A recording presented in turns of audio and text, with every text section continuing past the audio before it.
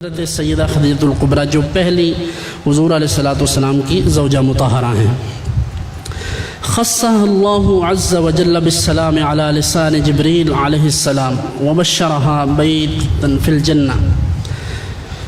اللہ تعالیٰ نے اپنی طرف سے جناب جبرائیل علیہ السلام کے تھرو سلام بھیجا حضرت سیدہ خدیجہ الکبریٰ کو۔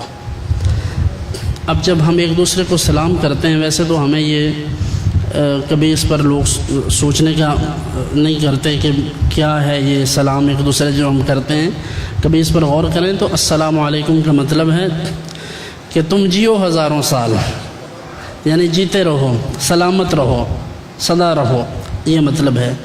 تو جب ہم کسی کو سلام کہتے ہیں گویا اس کو دعا دیتے ہیں کہ تم جیتے رہو۔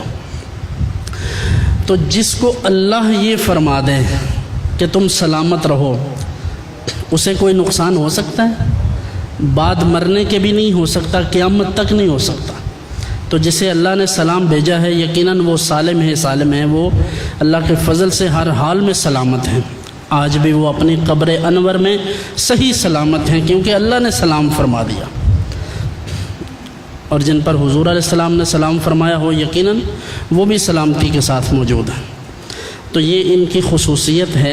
حضور صلی اللہ علیہ وآلہ وسلم کے ساتھ پہلا نکاح، پھر ان کے ہوتے ہوئے حضور علیہ السلام نے کوئی اور نکاح نہیں فرمایا، پھر انہی سے حضور علیہ السلام کی اولاد ہے، اور انہی سے سیدہ فاطمہ الزہرا بھی ہیں، کیونکہ چوتھی صاحبزادی حضرت سیدہ فاطمہ الزہرا رضی اللہ عنہا ہے۔ رملہ بنت ابی سفیان، جن کے بارے میں مشہور ہے ام المومنین ام حبیبہ رملہ بنت ابی سفیان، یہ امیر معاویہ کی ہمشیرہ ہیں اور ابو سفیان کی بیٹی ہیں۔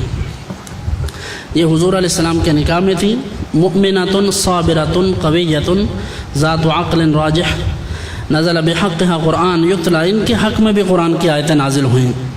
اور ان کے لیے ایک بات بڑی مشہور ہے، جس وقت ابو سفیان ابھی مشرف اسلام نہیں ہوئے تھے، تو فتح مکہ سے قبل جب معاہدہ حدیبیہ ٹوٹ گیا تھا، کفار نے توڑ دیا تھا، تو حضور کو منانے کے لیے جب آئے تھے ابو سفیان، تو ابھی یہ تو حضور کے نکاح میں تھیں ابو سفیان کی بیٹی، لیکن ابو سفیان ابھی مسلمان نہیں ہوئے تھے، تو یہ ملنے کے لیے آئے۔ تو حضور علیہ السلام ان کے حجرے میں نہیں تھے، حضور مسجد نبوی شریف میں تھے۔